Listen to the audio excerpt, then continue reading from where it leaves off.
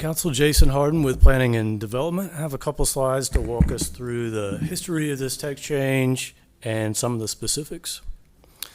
So a little bit of background about parking regulation. It's really part of understanding the intent of the text change and the potential impacts that it would have. Obviously, parking is something that's regulated pretty specifically by a lot of cities, although in recent years, many cities have begun taking a different approach to how they regulate parking. But traditionally, the assumption was that every trip will be made by driving and that parking is always a good thing and that more parking is better.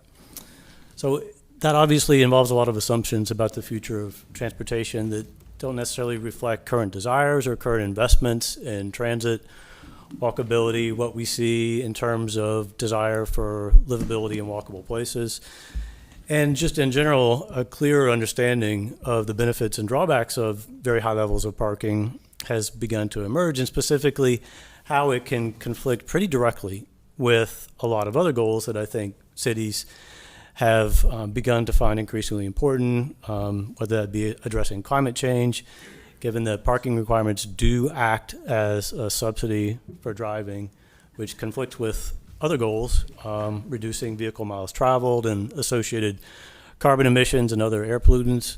Also plays into the role of housing affordability. Requirements can mean that people must purchase parking spaces or rent parking spaces, whether or not they even own a car or want to have a parking space. Certainly conflict with the increasing use of transit, walkability related considerations about public health, equity between transit users and carless households, again, who don't want to buy parking that they don't consume, and car owners, cost of goods and services. Again, these requirements are in a very invisible way baked into the cost of housing, of commercial space. Almost everything that we buy or live in is affected by these requirements. And then certainly in a more obvious way, creation of walkable areas, and given that a lot of our surface area is occupied by asphalt, stormwater runoff. So a quick review of current minimum regulations, and this is for vehicles. So there already is no vehicle parking required downtown or in the transit overlay district, or as of recently near frequent transit. No parking for the first amount of square feet or units in urban frontage districts. And then elsewhere, minimum requirements vary by use, per unit or per square foot. There are also some existing maximums in the code, so downtown or in an urban frontage, no more than 2 spaces per residential unit. And then elsewhere with surface parking, if more than 150% of the minimum is provided, then some form of mitigation must be required. And so this expands upon that existing provision. So there's 2 main parts to the text change. If you've dived into that agenda materials in the packet, it's quite a long one. A lot of it is more on the clerical side. The word parking is used on dozens of pages in the development code, kind of illustrates how deeply it's embedded in our system of land development and land regulation. So a lot of that is not the substantive elements of the change. There are no changes, I would note, to specific design requirements for when parking is provided, and we fully expect that most developments will continue to provide parking. Most already do provide more parking than the code requires, so that suggests that altering or removing that minimum requirement doesn't change how much a lot of projects will provide. And then where parking is provided, there are requirements that talk about the size of spaces and drive aisles and so on. And I would note that there are separate text changes, one that I think you will see in the relatively near future about the design and screening of parking decks, and another one about electric vehicles. So with respect to minimums, it would again remove vehicle parking minimums. It actually would add parking minimums for bicycle parking for multi-unit housing. So currently that's required in a dormitory, but not any other kind of multi-unit apartment or townhouse development. So it's kind of an illustration, again, that you get the city that you plan for and regulate for. We've planned and regulated for lots of cars, and to a great extent that describes the environment that we see. This is the opportunity to plan more for other modes of transport. In terms of maximum, this would specify, again, there is that existing maximum, but this would specify maximums for certain uses.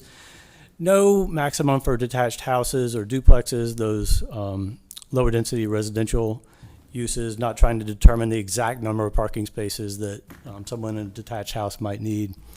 Also, more public service or educational uses, no maximums. Generally, otherwise, maximums based on that 150% of the existing minimum as the code currently allows. Office adjusted slightly higher due to a trend towards decreasing amounts of office space per person. So projects that do exceed that maximum, and we would anticipate that some likely will pursue this avenue, can do so under this text change with some mitigation that's included. So downtown or in areas with an urban frontage or a TOD area, the most urban and walkable places, the requirements there would be that any additional spaces be within a parking structure, that 20% of the spaces are available to the general public or shared. And that's mostly about just establishing the infrastructure for them to be used for non-private uses. We found in the past that if that's not put in place at the time of development, it's often hard for that property owner to go back and refit it to be more shared, even if they have additional parking capacity, which is often the case. And then lastly, number 3, and this tracks with the potential of a future text change that does require some level of electric vehicle spaces or readiness. Whatever that text change might require, that additional spaces be provided beyond that, if a project wants to go beyond that maximum. So that's in the more urban locations and districts. In other districts, there would be 2 options. One would be a kind of a more urban option, so providing within a parking structure and providing those electric vehicle ready spaces. The second option would be to bring the building closer to the street, so no parking between the building and the street, additional landscape, detain additional stormwater, and then the electric vehicle readiness requirement as well. So one more technical note I just will address quickly, and this again goes to the fact that parking is pretty deeply embedded in the city's code. So it is used currently with respect to site plan tiering consideration with respect to change of uses. So if there's a change of use that doesn't result in a more intense use, then sometimes there's not a requirement to go to a higher site plan tier, which has more requirements for infrastructure. And so the intent here is not to touch that tiering system, which council just revised recently, not to touch that at all, but because parking is used as a consideration, there did need to be a substitute way of measuring that intensity. So, and that's how it's used right now. It's not a direct measurement. Parking is just used as kind of an estimate or a proxy for the intensity of a project. So this changes that. It removes the parking element and instead measures that intensity a little bit more directly by classifying uses into different groups. And essentially what it does, if a project moves from a lower intensity use to a higher intensity use, then that might move that project to a higher level of site plan tier, depending on how large in terms of square foot the change of use is. Just a note on recent projects, I touched on this already.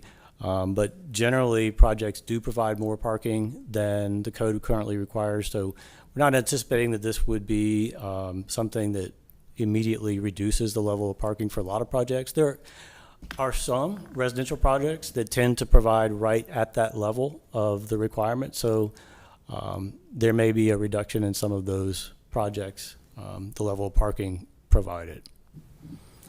A number of consistent policies, some that explicitly talk about looking at parking requirements, but certainly environmental protection 1.1, which is about carbon emissions, disincentivizing or not incentivizing driving, alternatives to surface parking, creating shared parking, green parking facilities, zoning for housing, again, to the extent that parking is adding to the cost of housing and taking space that would potentially otherwise be used for housing and compact development. So this is the last slide. The Planning Commission reviewed this, recommended approval unanimously, and found a number of findings for supporting that conclusion. I'm happy to answer questions if there are any. So you council members have any questions for staff. Councilmember Buckner.